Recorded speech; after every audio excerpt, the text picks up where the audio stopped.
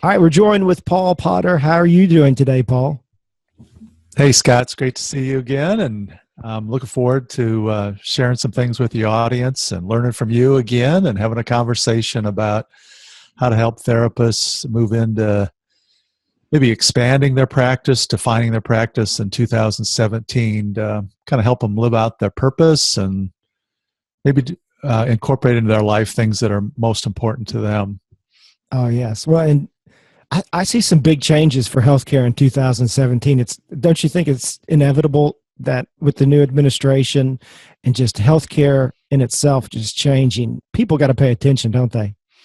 Yeah, very much so. And I think with the rapid changes and unpredictability of it, some of the things that we'll cover today to how to go back to your core beliefs and your core identity is probably the best way to keep your balance and ballast in those kind of changing times. And that'll be consistent no matter who the president is or administration or what new changes come in terms of Medicare or Medicaid, that type of thing.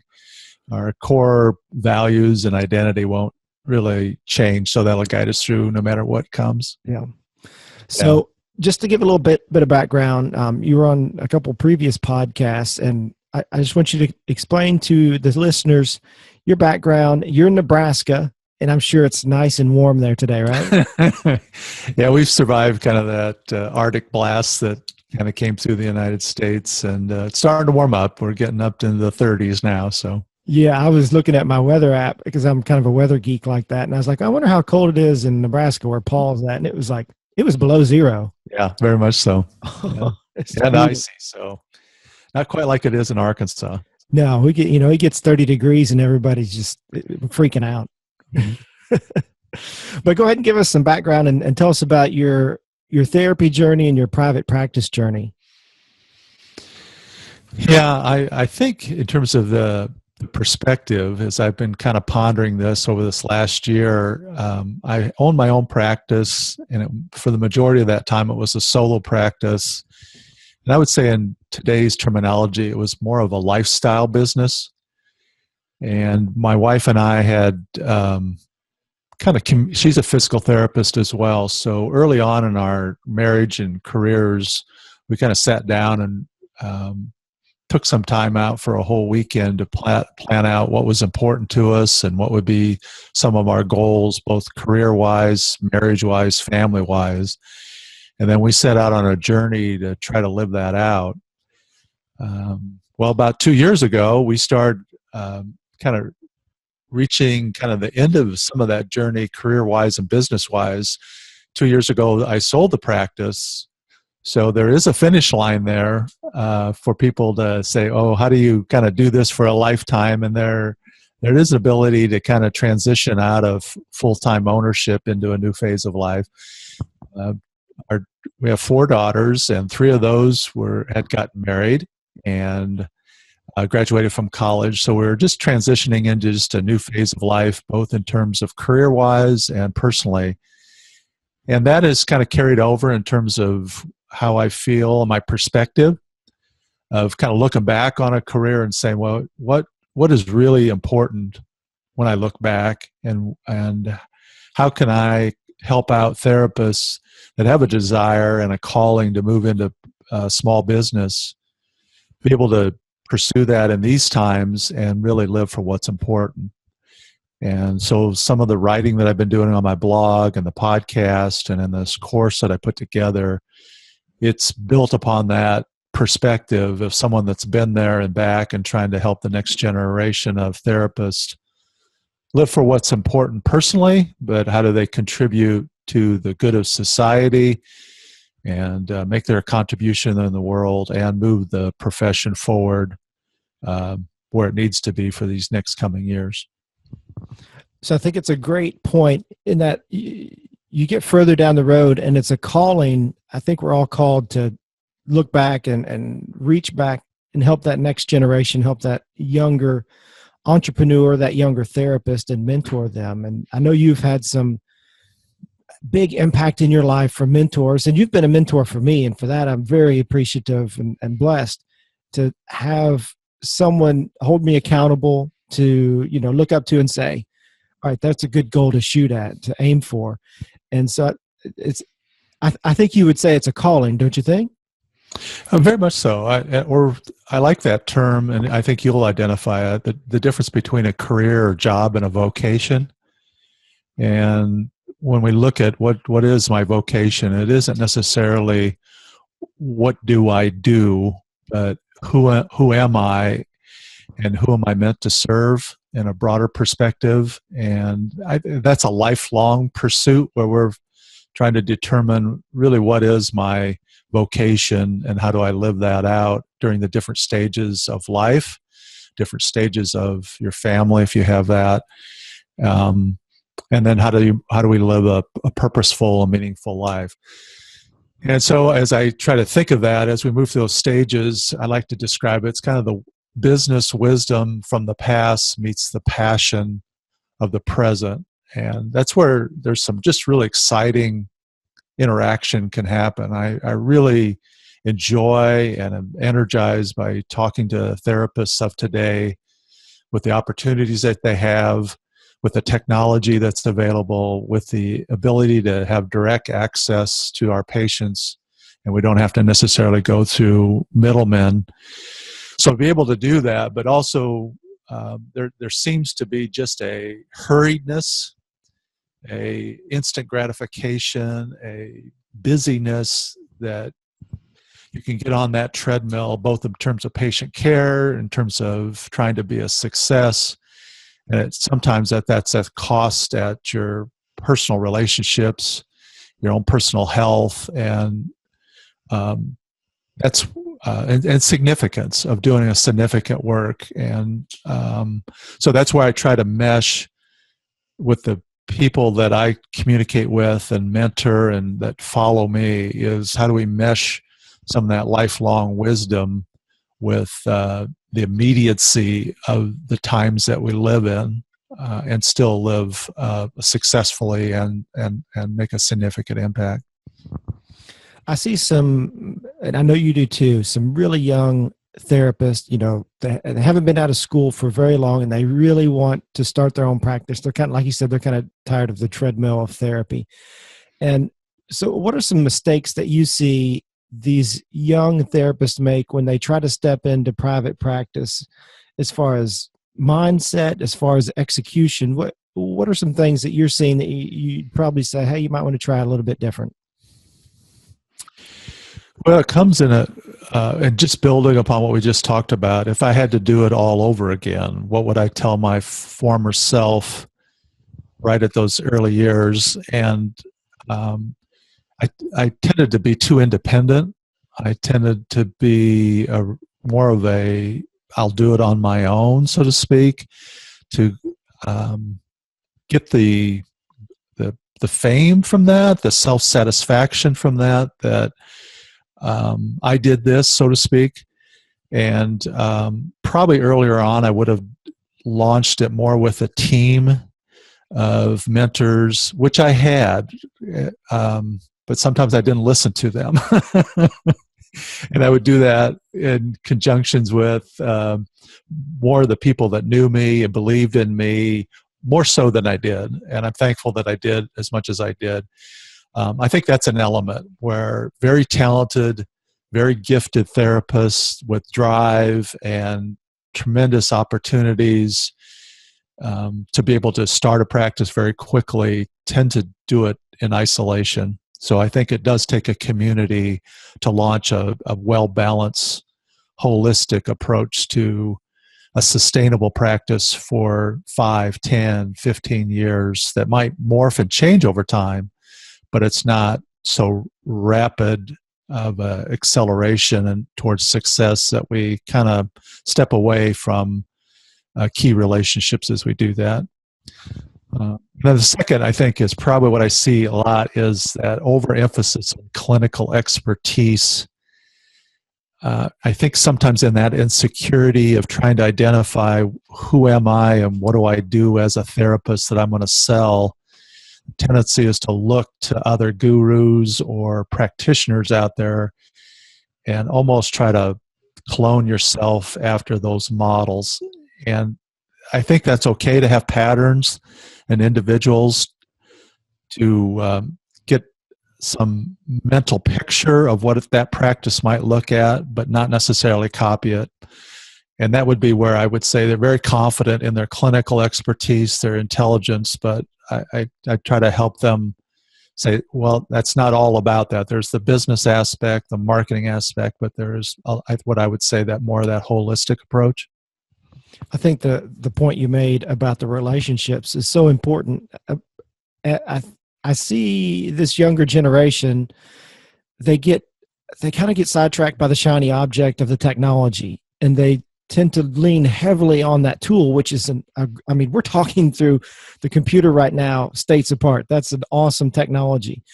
But to lean on that too much, I think, is a detriment to this younger generation, and they don't necessarily want to put the time in or the effort of building the relationships in their geographical area. I mean, when I look back at my career before I started my private practice, I spent 12 years working for basically my competition now.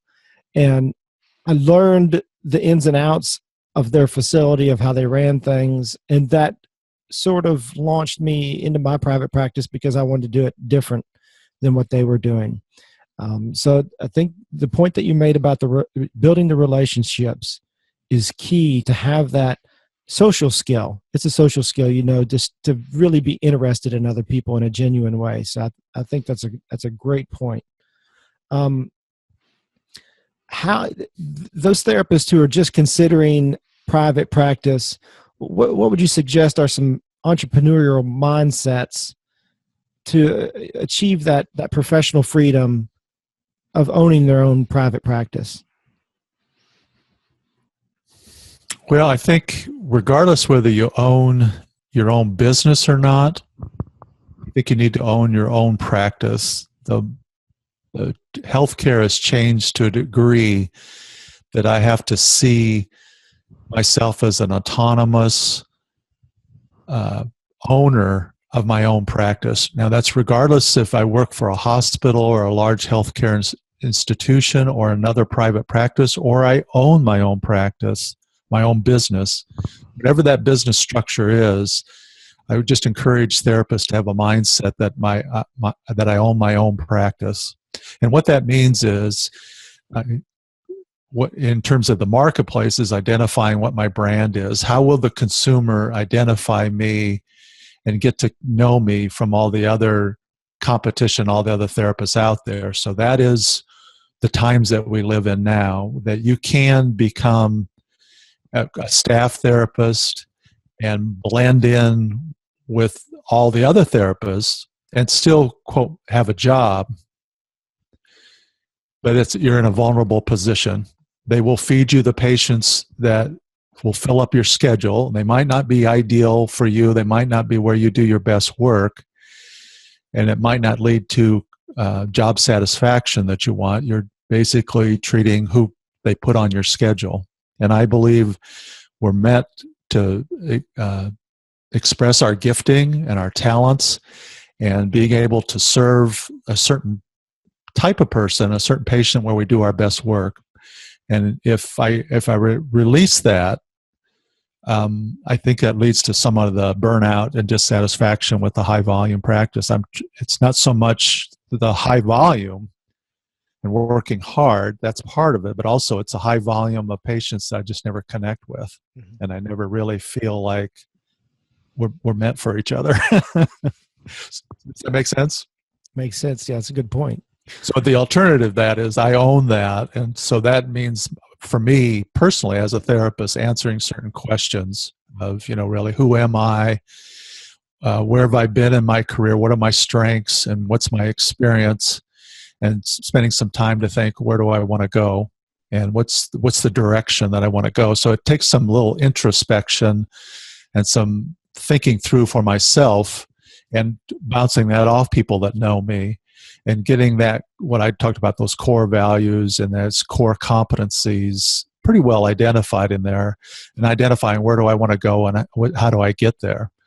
And then that should be expressed itself into more of a professional brand. So whether you own your own business or not, I think you should have a identity on the internet where people can find you. So that would be an About Me page, or a landing page, or a Facebook page, or LinkedIn identity where consumers can go on the internet to find you, because that's where people are going to do that. And that's markedly different. And that's your target market.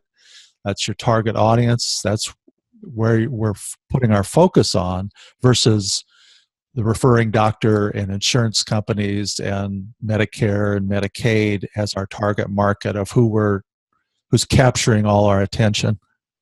And that's, I have to assume that, and regardless if I work for a hospital, I should have an identity, a brand that people can find me, and build my own practice within a practice. So it's a good point in that you don't have to have a private practice right now to have a presence and to start branding yourself and your private practice, even if you don't have a private practice, just to be out there for people to find you. It's a good point. I think people tend to wait a little bit too late and say, all right, I'm going to open my own private practice. In 3 months, I guess I need a presence on the internet. It's better late than never, but it is late. Yeah. And, just that term practice, well, I may make a distinction between the practice and how you get paid. And we have to own my own practice.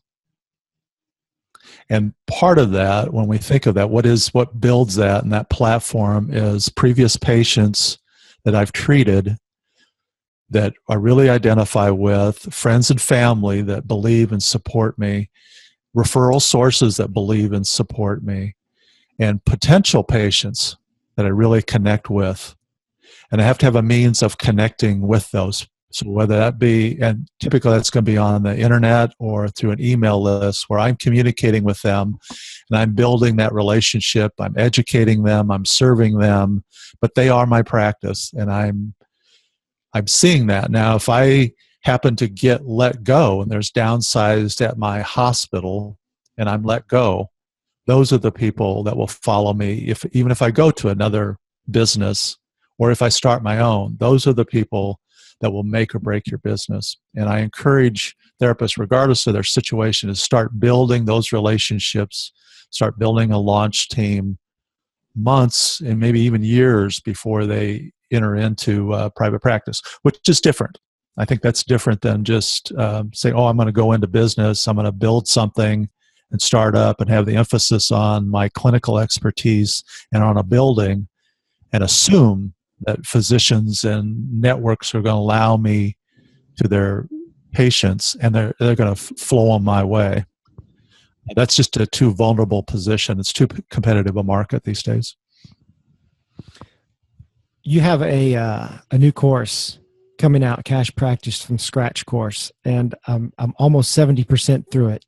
So it's a very nice put together course, and it's video based. So obviously it's the niche is cash practice. That's the name of it, Cash Practice from Scratch course. And I'll put links in the show notes at startatherapypractice.com/62 to that course. The cash practice aspect of that, how do you see that playing out with some potential future healthcare changes? I mean, it's hard to look in that crystal ball and say, here's what healthcare is going to do in the future. But cash practice, starting a cash practice kind of takes all of that out of the equation. I mean, if you have a cash practice, you're not dealing with insurance. So how do you see that playing out with the future of healthcare? And at the same time, unpack what's in that course of Cash Practice from Scratch. And I'll answer your question specifically, but in terms of definitions of terms, the reason I went the cash practice is because it's the leanest, simplest way to go from 0 patients to 1 patient. And when we apply those lean startup principles from the software industry to the healthcare industry, as a way to enable therapists with student debt and maybe not the resources to start a practice that might cost $70,000 to $100,000, and that being a hurdle. The definition that that's the way that you go in, that's the pathway to private practice. I said, we got to change that differently. So the cash practice is a way to get started and get to that so important aspect of it that puts your focus on and going directly to the consumers, finding out what they want from you and how you can deliver that in a leanest, cost-effective way and go from 0 patients to the first patient.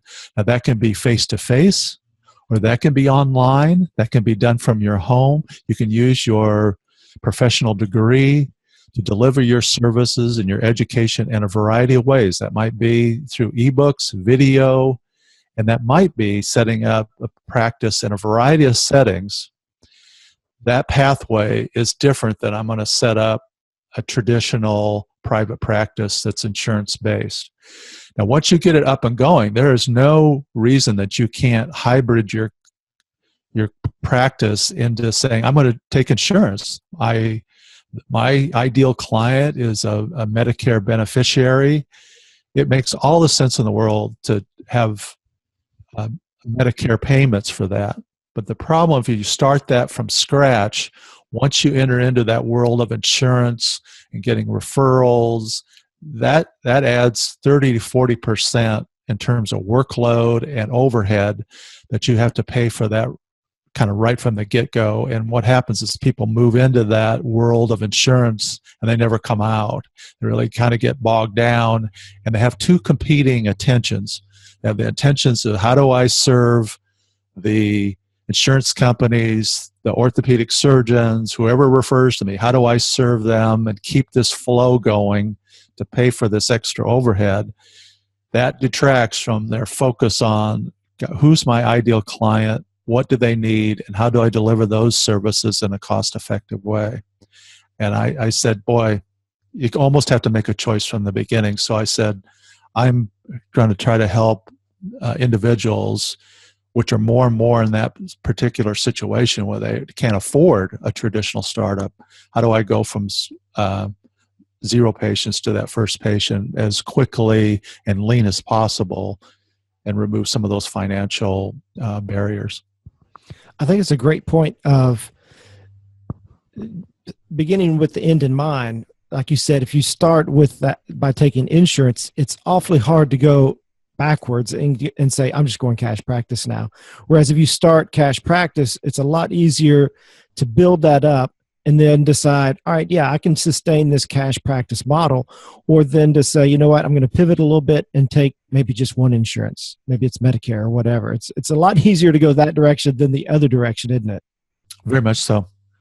Yeah, and I like it forces you to differentiate yourself in terms of your qualities. That builds that strong foundation. This is who I am. This is what I do. This is how I make your life better. And this is how much it costs. If you can get that clear, you could take that into whatever payment form that you want. But if you are just on a list of therapists in a network, if you're on a list of therapists that a surgeon says, well, you pick out what you want, you're not going to be differentiated, and there won't be a flow of patients from that, and you'll have to put more and more effort to differentiate yourself in that market. Versus if you force yourself to enter into the marketplace and find out what will people actually pay for, enough that I can make a living. Once you get that, the rest you can add to it and say, oh, okay, we'll submit this to insurance. Here's a super bill to do that. But it doesn't go the other way. If you say, oh, I'm in this network and I'm on this list with this physician, that still might not be what the direct consumer wants and needs from you to sustain your business. So I think that's that mind shift that I'm trying to help therapists kind of think through, and then again, just help them say, what's the essentials of a business to set up in terms of scheduling, getting a website so people can find you, having on your website a place that people can call you and schedule an appointment. Well, once you do that and you say, well, how much am I going to charge? So having a way to figure that out. Well, then if you charge and have a business, you'd say, okay, now I have to have a tax ID number. I have to get a business account set up at the bank, because IRS or the government says, well, that's business income. We're going to tax you for that. And once you say, I've accepted payment for that, then I want to say, okay, got to have a little bit of accounting software so you can get that to your accountant to make sure that you pay taxes. Those are just some of the essentials. They're just fundamental to a business versus, well, gee, how do I fill out this form for 6 months for Medicare? How do I get approved for Medicaid for another 3 months? You only have so much time to do that. I'd much rather have people kind of stay a little bit right with direct access to the clients, and then they can add those things later if they want.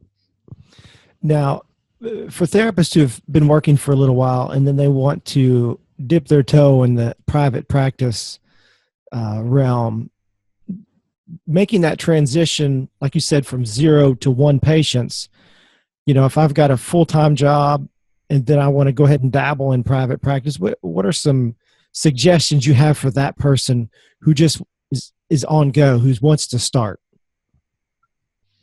And I think that's a great point, Scott. I think there is a place for a part-time gig. If I'm trying to, and I'm sure you would, well, you might agree or not agree, but if I've got a couple $100,000 in debt or of school loans, and I'm going to say, boy, I look to see what the starting salary for a therapist is, and I'm going to pay that down, that's a 20, 30-year gig just to pay down that debt. If I wanted to pay that down quicker, I would look at how can I work for myself and eliminate working for somebody else and try to keep as much of that as I can on my own. I think that's where a part-time private practice or a part-time business that capitalizes on our therapy education is really opening up for therapists. So that would be one thing, is you don't have to go all in. So to have a mindset to say, gee, either I'm in private practice for myself, it might not be that you want to run a business and hire employees and get big. You just say, I like the security, I like my job, I like the relationships where I'm working full-time or even half-time or quarter time, 3/4 time. I'm paying the bills with that and have the security, but on the side, I'm doing a part-time entrepreneurship. And then that gets still back to those fundamentals of building a business that earns income as who am I? What's my experience and what am I really good at? What do I love to do? What will people pay me for to do? Where does that resonate with my indirect user? That's what's going to attract and make a business profitable, is you being in that sweet spot. People know that you love what you do and they know that they can get that from you. And I think that's a change that's happening in our consumers of healthcare, is they aren't necessarily saying, I'm going to go to the doctor and he's going to tell me where to go in terms of physical therapy or occupational therapy. They're going there, wants that input, but then as soon as they get that input, they're saying, I'm checking with my friends, I'm going on internet, I'm going to research this out.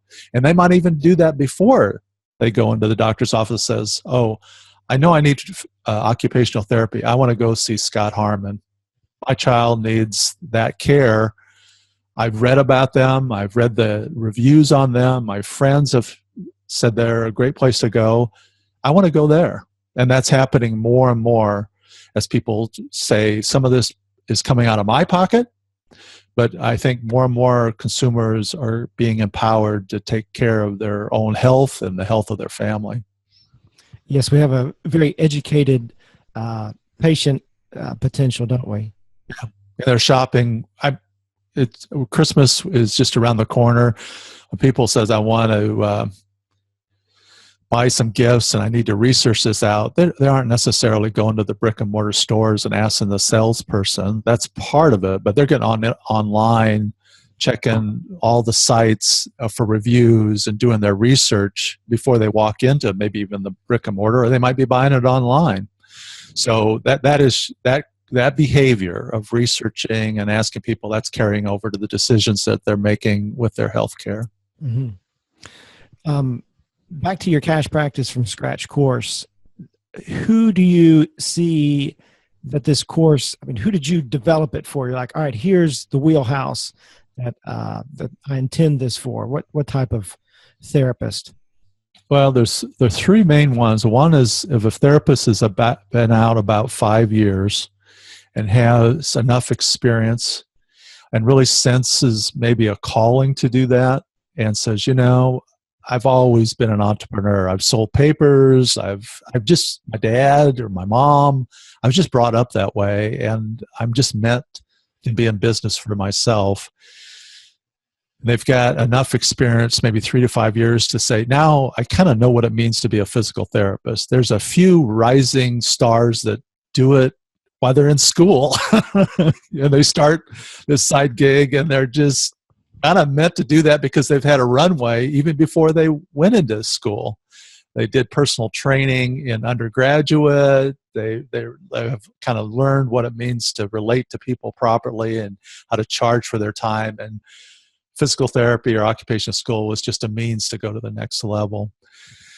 So that would be the person that says, I just need a little bit of the process to how do I put this all together and start a practice. The next one is probably someone that's been out about 10 years, and they're looking and they're saying, oh, I've got some clinical expertise. People are coming to me, becoming well known in my community. But I'm looking at this, and I'm a leader, and I'm starting to take on some more management responsibilities, and I'm looking where this is going. I still like treating patients, but I don't see this going anywhere. And they start to realize, oh, for me to keep up with this is taking time away from my family.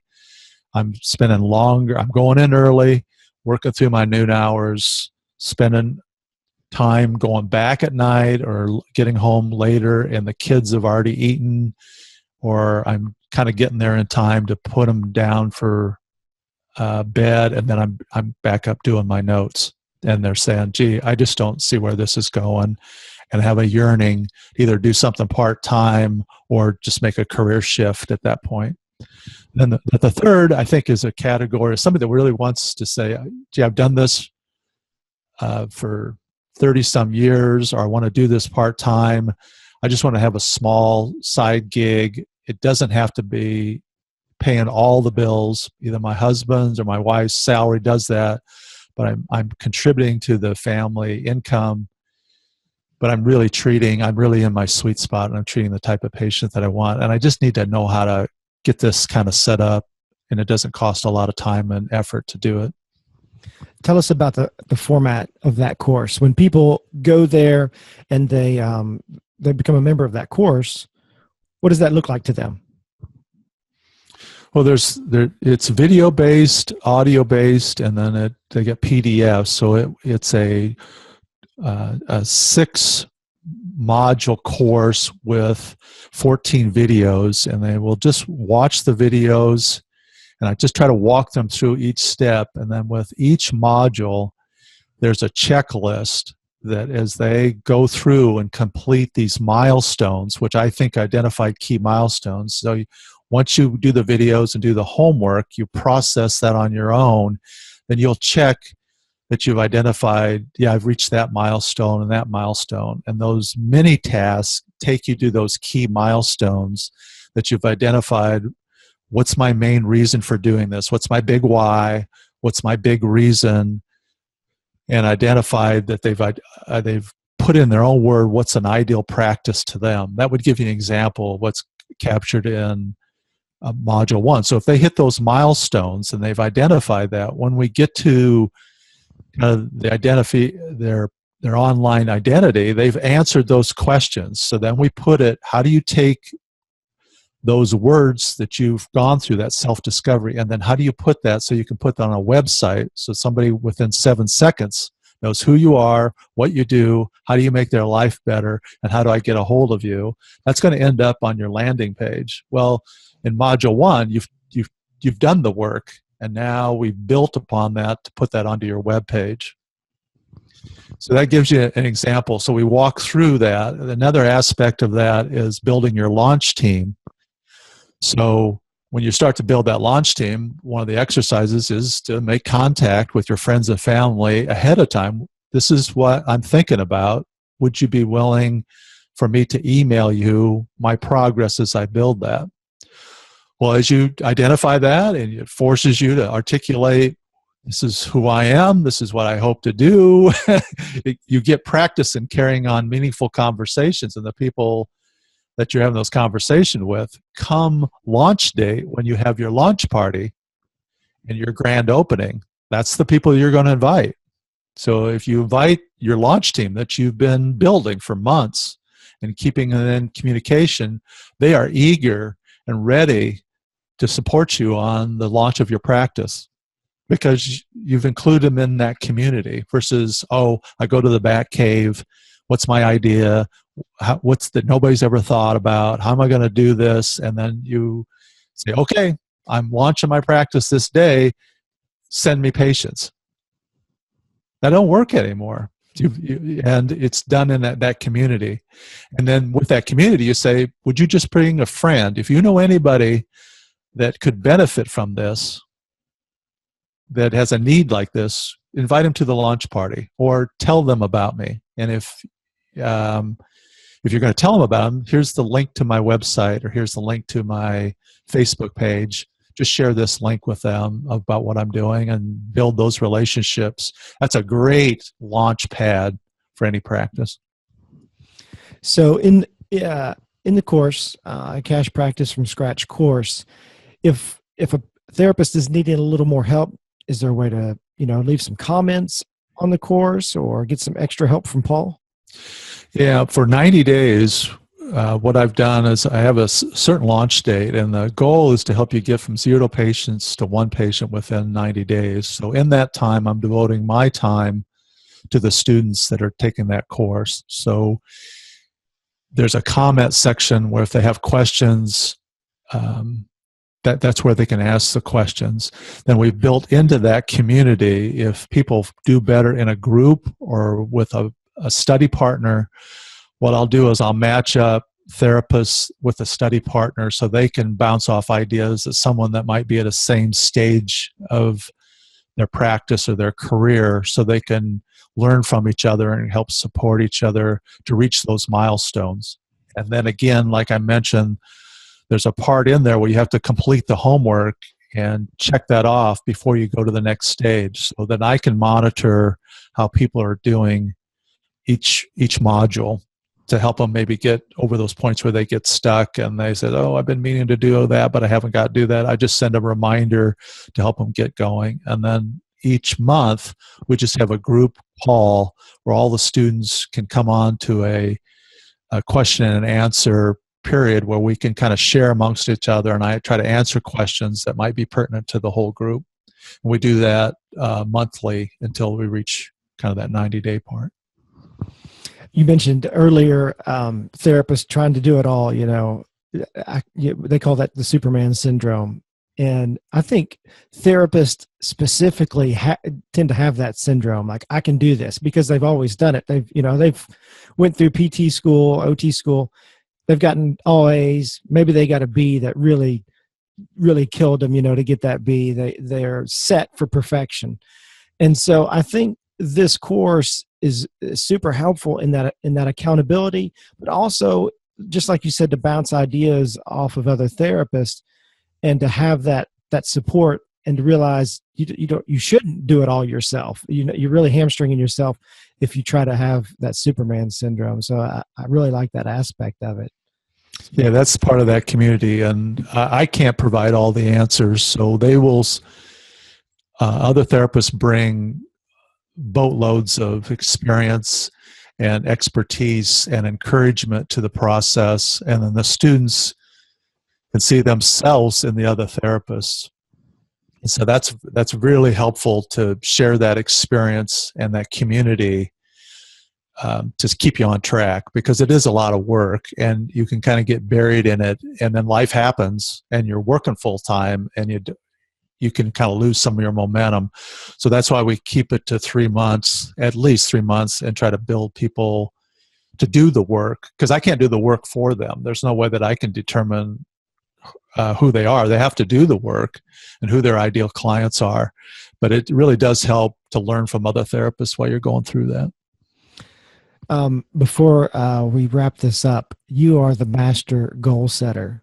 Yeah, I mean, you have made me raise my bar as far as setting goals, having accountability, and to achieve those goals. And for that, I'm truly grateful, because you've helped me out tremendously in that aspect. So we've, in this year of 2017, we're fresh into it. And so I want to see what tips you have for goal setting. How do you write goals and set those up for success? Yeah, I'll share with you, Scott. One thing that I just really think is important, that has really probably been the most important thing for my wife and I, she been a therapist, both in terms of our relationship together and really the success of the business for decades. And again, we met yesterday talking about life and this course that I'm putting together. But 2 weeks ago, we blocked out time at a local hotel before the holiday season kicked in, just to spend 24 hours together to look back on the year, highs and lows, meaningful times, challenges, heartaches, looking back, process what's happened, talk about that together, and then look ahead. I think that's probably, and we have done that consistently throughout our marriage. And Anne looked at her records of that, and she's a record detail person. The first time that we did that was 1986. So we've done that process for 30 years, and I cannot think of anything that's unified our marriage, our approach to life, doing a significant work at work and at home and in our community and our church, than us being linked together as a couple.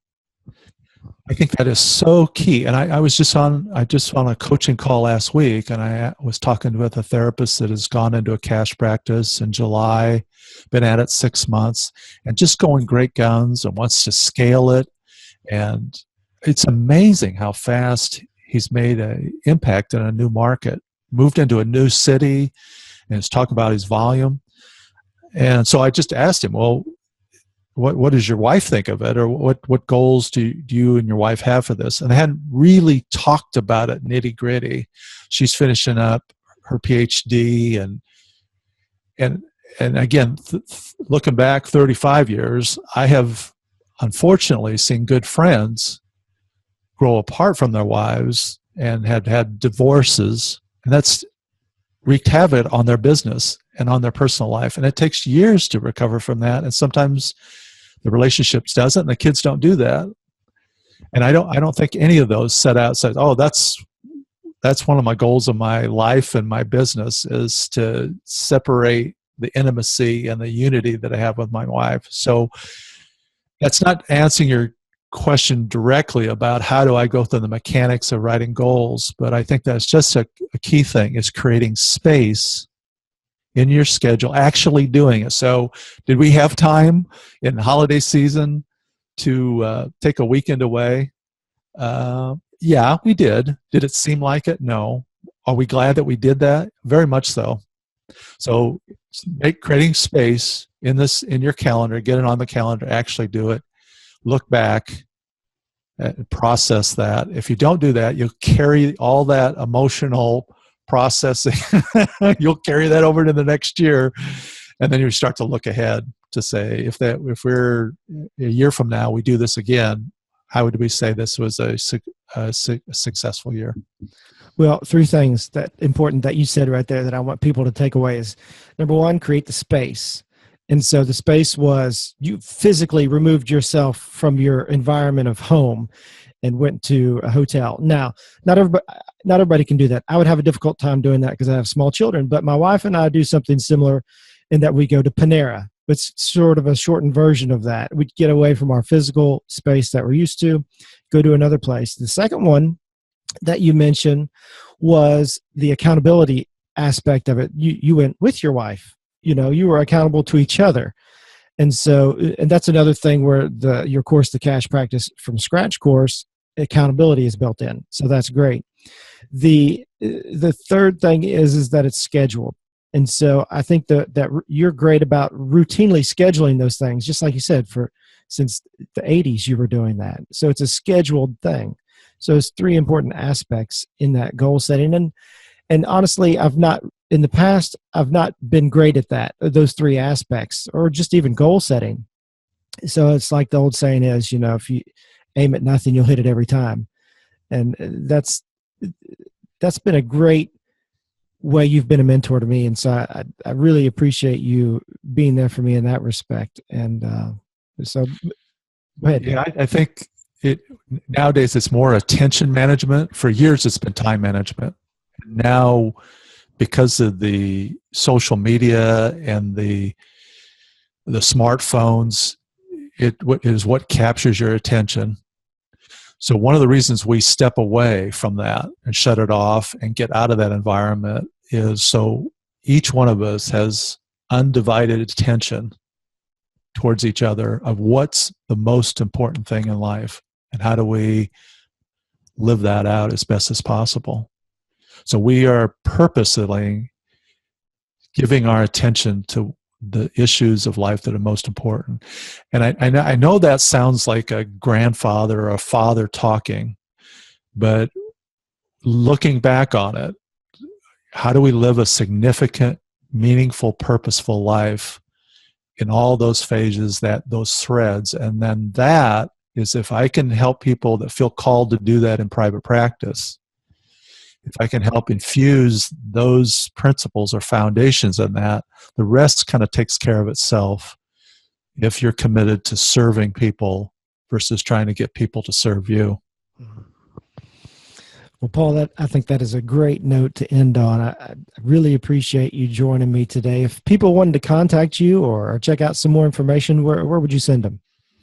I'd say just email me. That's the best way. Again, I try to do that relationally wise. It's heypaul@paulpotterpt.com. And if they're interested in the course, it's just pretty straightforward. It's cashpracticefromscratch.com. Go to that site, and I think you'll create a link to that. And if somebody's at that point in their career and their life where they're kind of get some momentum for their 2017, I think that might be a good fit for them. Yes. And I'll put links in the show notes at startatherapypractice.com/62. And this has been great, Paul. So I encourage everybody to check out your course, check out Paul and connect with him. And thanks so much for joining me today. You're welcome, Scott. And I just take the moment. I admire you and admire the relationship that you have with your wife and with your family, and how you've infused that relationship into your business and how you care for your employees, and especially in your community with all those kids, of being an advocate for them and leading your therapists have an impact in Arkansas for those kids and those parents that desperately need our services. So I admire your leadership and your dedication and your ability to serve so many people that way. Well, I appreciate that. That means a lot. Well, very good, Paul. I appreciate it. And we'll talk to you soon, huh? You bet. Thank you. Thank you.